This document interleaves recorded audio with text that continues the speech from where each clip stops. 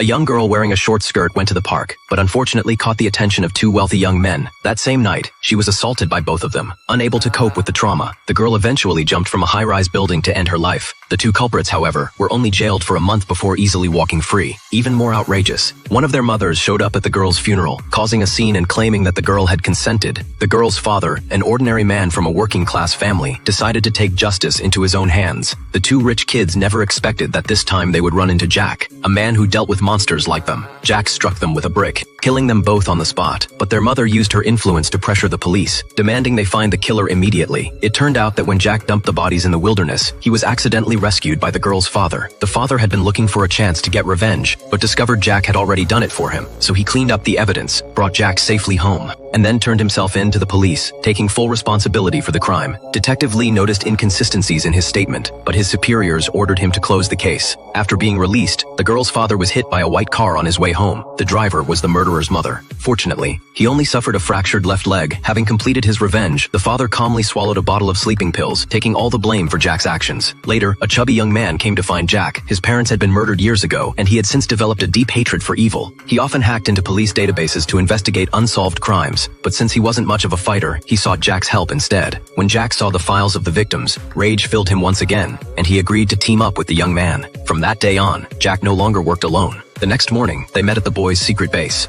chose their weapons, and began their first mission together. Soon, Jack disguised himself as a designated driver and got into a prosecutor's car. When the prosecutor woke up, he was already tied up in a remote area. Though he looked refined and polite, he had assaulted multiple women and even sold videos of his crimes. After seeing the evidence, Jack didn't hesitate, he struck immediately. The next day, a body was found floating in the river. From then on, Jack and his partner continued their dark crusade, taking down drug dealers, corrupt officials, and abusive husbands, one by one. Their teamwork grew stronger each time, as they carried on their mission to punish the wicked. After watching the movie, share your thoughts. The film is from South Korea, Killer Paradox.